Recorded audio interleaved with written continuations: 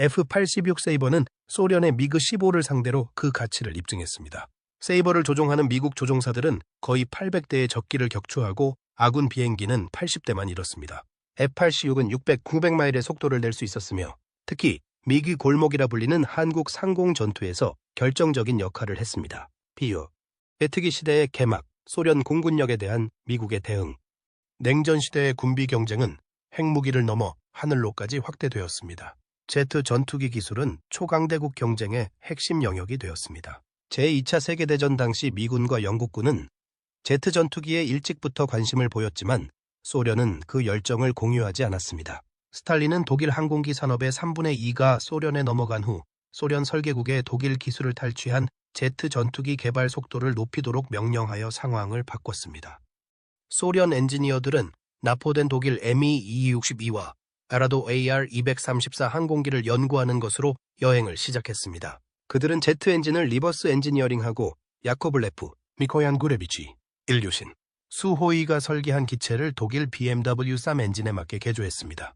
영국의 네네와 더웬트 엔진이 예기치 않게 소련에 들어와 소련 엔지니어들이 서방과의 기술 격차를 좁힐 수 있는 기회를 제공했습니다. 소련은 1945년 제2차 세계대전이 끝날 무렵 제트기가 한 대도 없던 상황에서 불과 4년 만에 독자적인 제트 전투기 부대를 구축했습니다. 1949년 말까지 미그-15 992대, 미그-9 6겨 10대, 야크-15 2 80대, 야크-17 4 30대, 야크-23 59대, 라-15 2 35대 등 26대의 항공기를 보유하게 됩니다. 서방 정보기관은 이러한 급속한 발전을 놀랍게 여겼고 결국 소련의 능력을 과대평가했습니다. 1950년 소련에서 제작한 미그-15는 서방의 공군 우위에 도전장을 내밀었습니다. 이 항공기는 더 나은 전투고도, 더 무거운 대포무장, 향상된 상승률, 더 높은 가속도, 2000피트 상공에서 더 빠른 속도로 대부분의 서방 전투기보다 뛰어난 성능을 발휘했습니다. 미 공군은 F-86 세이버가 배치되기 전까지 F-80 슈팅스타에 의존했는데 이는 미그-15보다 약한 것으로 판명되었습니다. 북미 항공의 F-86 세이버는 미국의 결정적인 대응이 되었습니다. 미 공군은 미그-15부가 참전하자마자 F-86 세이버를 신속하게 한국으로 보냈습니다. 전세를 유엔 군사령부에 유리하게 돌려놓아야 했습니다. 이 두 기종은 초기 제트기 시대의 공중전을 형성했습니다. 미그-15는 여러 성능 지표에서 뛰어났지만 F-86도 나름의 강점이 있었습니다.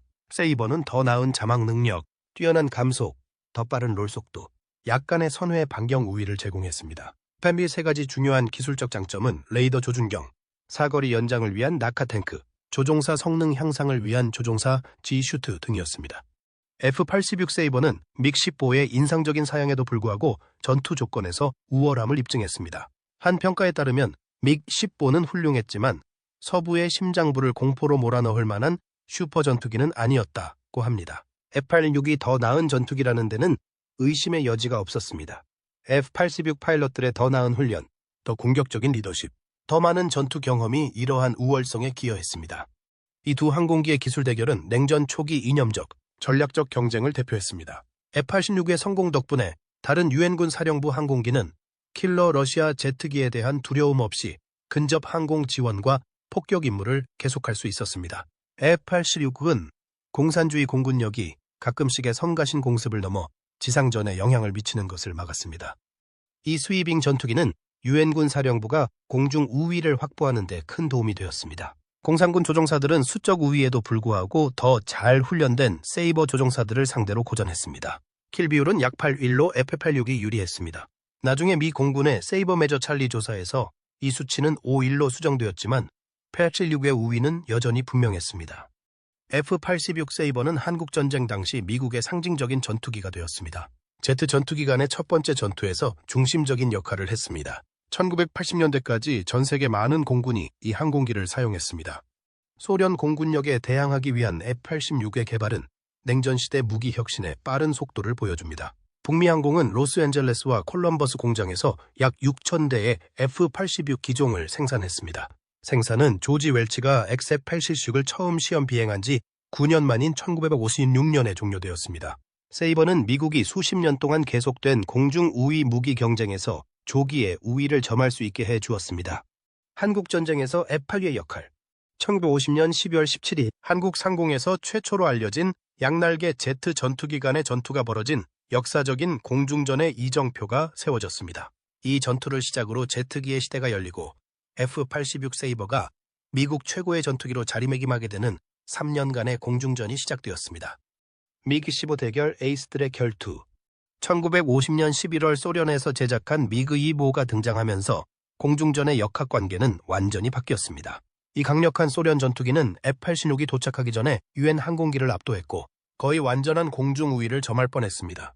소련군은 12월에 F-86 3개 편대를 극동지역으로 급파하여 역사상 최초의 대규모 제트기 대 제트기 전투를 준비했습니다.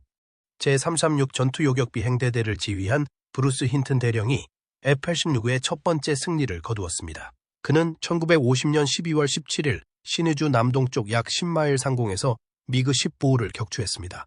그의 성공은 세이버가 소련의 위협에 맞설 수 있다는 것을 보여주었지만 공중전은 여전히 일방적인 전투가 아니었습니다. 이 두 기종의 대결은 서로 다른 설계 방식에 대한 흥미로운 이야기를 들려줍니다. 미그-15의 장점은 더 나은 천장, 화력, 가속도, 선회 능력, 상승 속도 및 줌 상승 기능 등이었습니다. F-86은 상대 기체보다 약간 더 빠르게 비행하고 더 잘 다이빙할 수 있었습니다. 미그-15는 마하0, 92를 넘지 못했지만 F-86A는 마하 1까지 안전하게 비행할 수 있었습니다.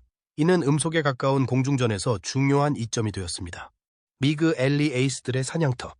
유엔 조종사들은 압록강과 황해가 만나는 북한 북서부 지역을 공중 결투의 주요 격전지로 미그 엘리라고 명명했습니다. 이 영공에서는 유엔 전투기 조종사들과 북한, 중국, 그리고 비밀리에 소련 적군 간의 공중전이 수없이 벌어졌습니다. F-86 세이버 조종사들은 적진 상공 약 300km를 비행해 미그 엘리에 도착했습니다.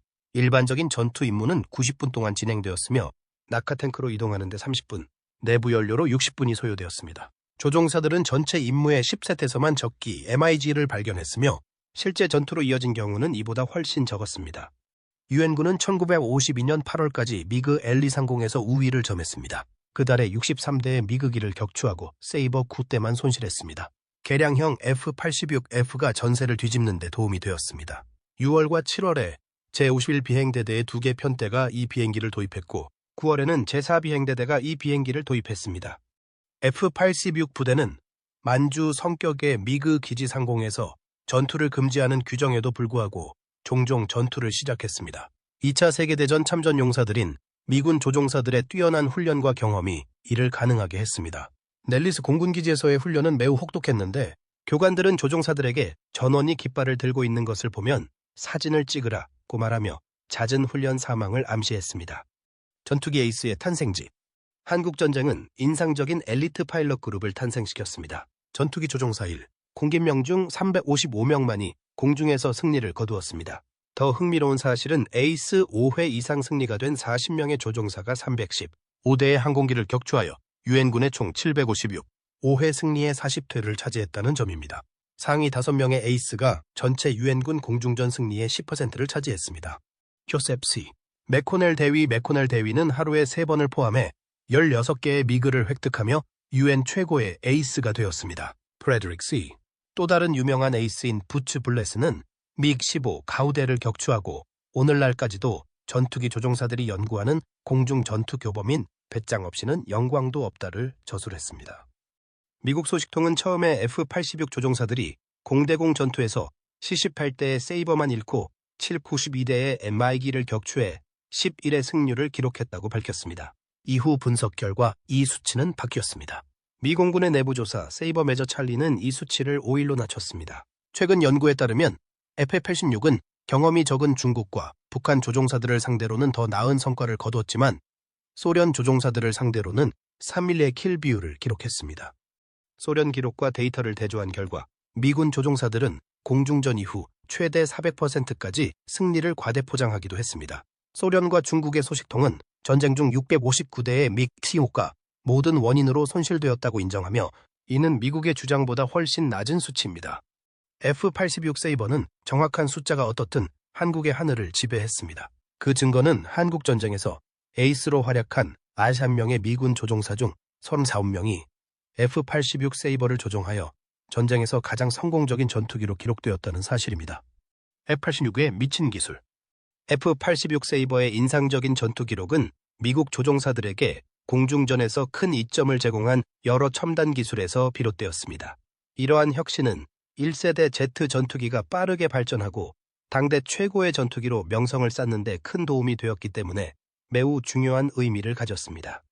나치 독일 기술에서 영감을 받은 35도 스윕 날개. F-86의 독특한 35도 스윕 날개는 미국 전투기 디자인을 완전히 바꿔놓았습니다. 이 중요한 특징은 제2차 세계대전 후 독일의 페이퍼클립 작전을 통해 수집된 공기역학 연구자료에서 비롯되었습니다. 독일 이민자 출신인 북미항공의 엔지니어 에드가 슈뮤데는 이 데이터가 고속 비행에 얼마나 유용한지 깨달았습니다. 세이버는 스위빙 날개 설계를 통해 방음벽 근처에서 압축 효과를 지연시키고 기체의 임계 마하를 높일 수 있었습니다. 이 설계 덕분에 조종사는 다이빙 시 마하 1을 안전하게 돌파할 수 있었지만 미기-15는 마하 92를 넘지 못했습니다. 덕분에 F-86 조종사는 급강하를 통해 탈출하거나 고속으로 달리는 MI기를 잡을 수 있어 전투에서 큰 우위를 점할 수 있게 되었습니다. 테스트 결과 35도 스윕은 직선형 날개 디자인에 비해 트랜소닉 비행에서 항력을 약 20V 감소시키는 것으로 나타났습니다. 이 구성은 또한 고속에서 더 나은 제어 표면 효율성을 유지하여 F-86 파일럿이 격렬한 공중 전투에서 반응성 있는 핸들링을 할 수 있도록 했습니다. ANO-APG-30 레이더 조준경으로 F-86을 명사수로 변신시키다. F-86의 AN-APG-30 레이더 거리 측정 조중이는 미기 조종사들이 사용하던 반사경 조중이보다 훨씬 앞섰습니다. 이 시스템은 순식간에 승부가 결정되는 고속 제트 전투의 필수적인 사거리, 속도, 각도 정보를 기반으로 자동으로 선두를 계산했습니다. 레이더 조준경은 최대 1500피트까지 표적을 정확하게 추적하고 사거리 정보를 컴퓨터 조준경에 바로 전달했습니다. 이 기술은 유효 사거리를 2배로 늘리고 명중 확률을 크게 향상시켰습니다. 제4전투비행단 사령관 해리슨 팅 대령은 레이더 조준경이 없었다면 아마도 한 명당 2~3명은 죽였을 것입니다. 비유. 미기-15 조종사들은 비슷한 결과를 얻기 위해 더 많은 기술과 경험이 필요한 더 간단한 광학 조준경을 사용해야 했습니다. 이러한 기술 격차는 서류상으로는 미기-15가 더 나은 성능을 보여야 함에도 불구하고 미국 조종사들이 더 나은 명중률을 기록할 수 있었던 이유를 설명하는 데 도움이 됩니다. 고급 유압식 비행 제어. F-86의 유압식 동력 제어 시스템은 조종사가 높은 G 기동 시 훨씬 쉽게 작업할 수 있도록 도와주었습니다. 이 시스템은 비행 속도나 G 하중에 관계없이 제어력을 일정하게 유지하여 공중전에서 큰 이점을 제공했습니다. 조종 장치에는 기체 하중이 증가함에 따라 스틱의 힘이 증가하는 것을 모방한 인공적인 느낌 장치가 포함되어 있어 조종사가 전투 중에 기체에 과도한 스트레스를 받지 않도록 했습니다. 유압 시스템은 또한 더 빠른 제어 입력과 더 빠른 롤 속도를 가능하게 했습니다. F-86은 미기-15의 60도보다 훨씬 빠른 초당 100도의 속도로 롤링할 수 있었습니다. 10번의 우승을 차지한 더블 에이스 랄프파 대위는 F-86의 유압식 컨트롤은 기체와 싸우지 않고도 구르고 당길 수 있는 기동성에서 우위를 점할 수 있게 해줬습니다. 비유. 산소 시스템과 뛰어난 가시성. F-86의 조종석 디자인은 가장 간과하기 쉬운 장점일 수 있습니다. 버블 캐노피는 프레임이 최소화되어 조종사가 공중전에서 적기를 먼저 발견하는데 필수적인 360도 시야를 확보할 수 있었습니다. 이 디자인은 미기-15의 제한된 시야를 포함하여 다른 전투기들이 어려움을 겪었던 사각지대를 없앴습니다. F-86에 신뢰할 수 있는 압력 요구, 산소 시스템은 뛰어난 가시성과 함께 작동했습니다. 모든 고도에서 적절한 산소 공급을 유지하여 조종사가 고고도 기동 시 명확하게 사고할 수 있도록 도와주었습니다.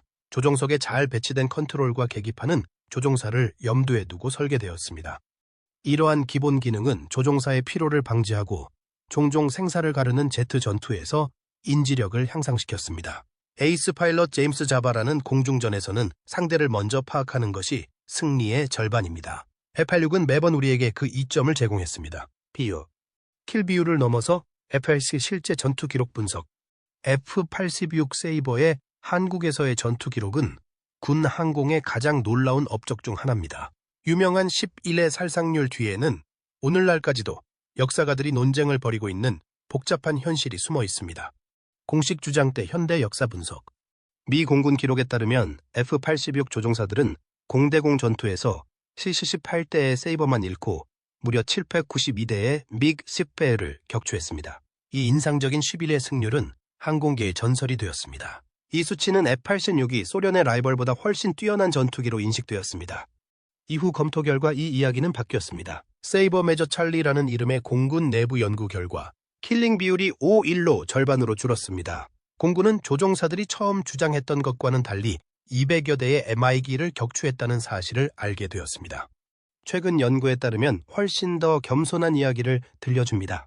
랜드 보고서에 따르면 실제 킬도 손실 비율은 1.8울에 불과했으며 소련 조종사가 조종한 미에 대해서는 1.311에 가까웠습니다.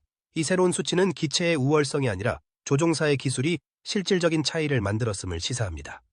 이렇게 서로 다른 수치를 이해하는 것은 쉽지 않습니다.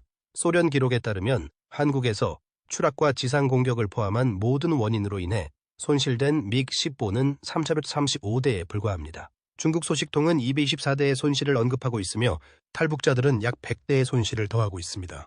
이를 모두 합치면 659대의 미그-15 손실은 미국의 주장에 훨씬 못 미치는 수치입니다.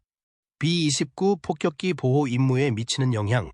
B-29 폭격기 보호 성공은 86의 또 다른 측면을 보여줍니다. 결과는 엇갈렸다. 세이버가 있었음에도 B-29 폭격기는 북한 상공에서 미그-15 폭격기와 치열한 전투를 벌여야 했습니다. 적 전투기는 전쟁 중 34대의 B-29 폭격기 중 16대를 격추했습니다.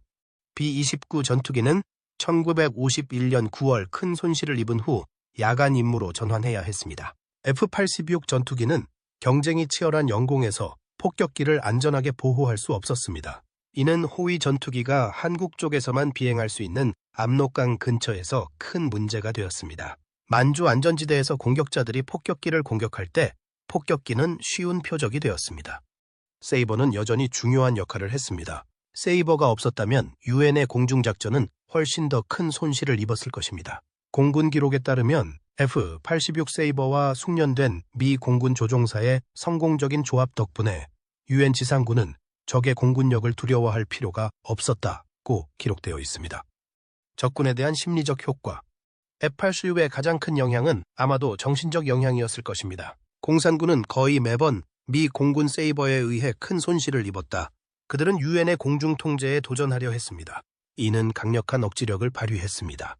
공중작전은 물리적 피해보다 적의 사기와 행동에 더 큰 영향을 미칠 수 있습니다. 한국은 지속적인 공중작전이 병력의 탈영, 항복, 탈북을 유발하고 무기 사용이나 임무 수행 능력을 방해하며 부대 결속력과 사기를 꺾어 적을 약화시킬 수 있음을 보여주었습니다. F-86의 미그 엘리 장악으로 공산군 공군은 지상군을 지원하지 못했습니다. 또한 전쟁 내내 유엔 지상군을 보호했습니다. 이러한 정신적 우위는 다른 방법으로는 불가능했을지도 모르는 전장에서 신속하고 저렴한 비용으로 승리로 이어졌습니다. 세이버 F-86의 유산 항공과 문화에 미친 영향. F-86 세이버의 영향력은 전투에서 거둔 업적과 영향력을 훨씬 뛰어넘었습니다.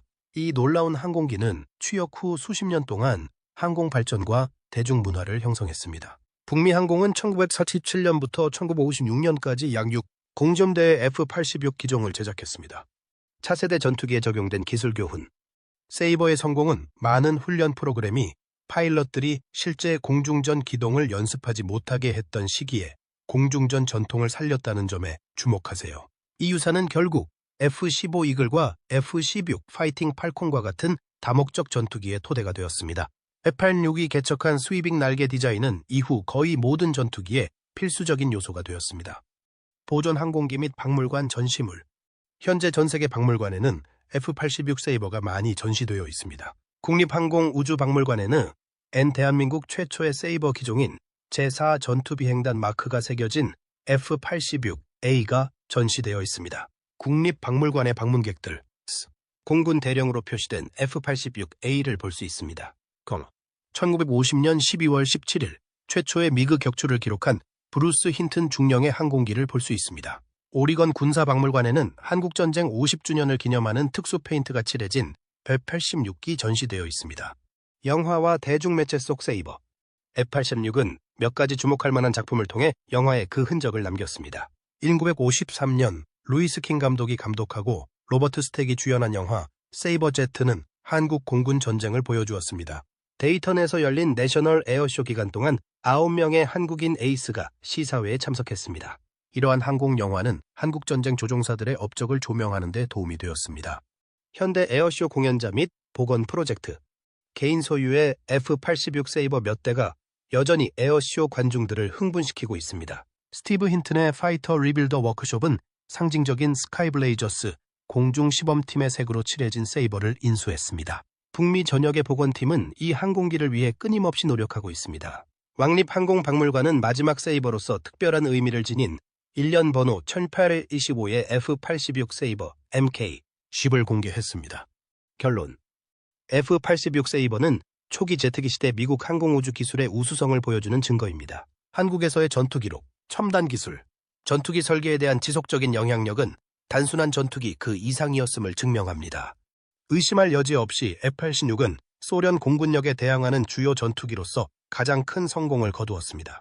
이 전투기는 나중에 11의 명중률로 수정되었음에도 불구하고 유엔군을 보호하고 한국에 대한 공산군의 공군 우위를 부정함으로써 확실한 효과를 입증했습니다. 스위빅 날개, 레이더 조준거리, 우수한 조종사 훈련의 강력한 조합은 미그 엘리 상공을 지배하는 무기 시스템을 탄생시켰습니다. 세이버의 기술 유산으로 인해 전투기 개발은 극적으로 변화했습니다. 세이버의 35도 스윕 날개 디자인은 미래 세대의 전투기의 표준이 되었습니다. 조종사의 가시성과 제어 시스템에 대한 강조는 현대에 이르기까지 조종석 디자인에 영향을 미쳤습니다. F-8은 뛰어난 훈련과 기술이 성능의 우위를 어떻게 극복할 수 있는지 보여주었습니다. 이 항공기의 영향력은 군사 분야를 넘어 영화, 에어쇼, 박물관 전시를 통해 대중의 상상력을 사로잡았습니다. 현재 보존된 F-86은 제트기 시대의 여명과 이 혁신적인 기계를 조종했던 숙련된 파일럿들을 떠올리게 합니다. F-86 세이버는 한국전쟁의 보기맨이자 초기 제트 전투기의 영원한 상징으로 그 자리를 굳건히 지켰습니다.